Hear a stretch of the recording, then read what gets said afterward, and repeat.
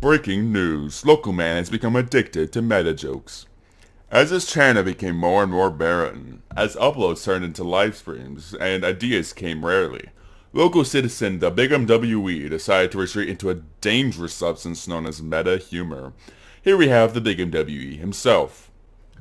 Look, man, meta jokes are great. I'm not addicted. I'm just partaking in a higher form of humor that takes talent and is a huge hit with audiences, and no one expects them. And basically, it's just like a subversion. Meta humor is an increasingly dangerous and widespread issue in which a writer thinks that having a character in media reference, imply, or outright state that they are in a piece of media or someone is watching them somehow is innovative, important, unique, or takes talent. Contrary to popular belief, writing like you guys watching me or good thing this is a movie are not nearly as difficult to write as they may seem. Of course, the real reason these are so widespread is because of the fact that frat boy college students seem to, unexplainably, literally gain the totality of their sustenance from them. Yeah, I'm worried for him. I invited him to dinner once, he just stared at me until I left. I don't think I've ever seen him drink anything. Every day, all he does is watch mid-to-late-teens comedies, and whenever a character says something meta, he screams. I think that he could have some serious sort of brain issue, or maybe even isn't human. I think he may even want to kill me.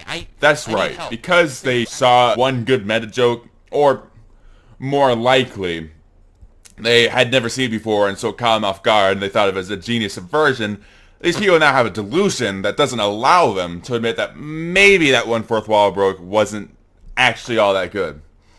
Of course, this genius subversion that they think at least is a genius subversion was then replicated to 4 billion otherwise dry movies where the entirety of the joke is that there's some form, I don't know, of self-awareness, even when it doesn't make any sense or is not important to the character or story.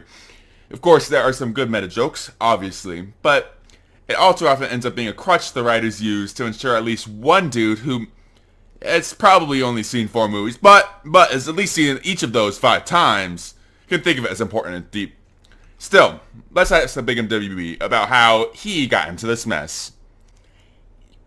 Yeah, well, I made one meta video. I made one. It was kind of poking fun at my videos and channel, and basically I had similar meta joke ideas, right? And normally when I have a bunch of ideas that are all very similar that I like, I'll just kind of make one video and have those videos, like that video kind of take it in, right? Like implement all of the ideas. But with the meta jokes, they are all, I liked all of them, and they were all different enough that I kind of wanted to make their own one, like their own videos. And I was in a content drought anyway, so they're really easy to make, and I didn't have anything put up, so I put a bunch of them up. And then I kind of noticed, wait a second, these are not very funny, especially after they basically had the same joke. But I couldn't stop, man. But I'm not addicted though.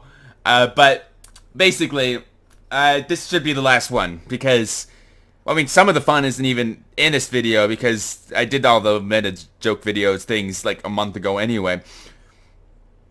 But yeah, they were super cheap and Thank they're you all for the same. tuning I'm sorry in. about that. I apologize. Hopefully you've I'm still learned not more, addicted, and for though. goodness sake, if you notice a family member or friend pretending to speak to an audience or admit that you know that their reality is fake, just in case or just for fun, get them help before they make a superhero movie.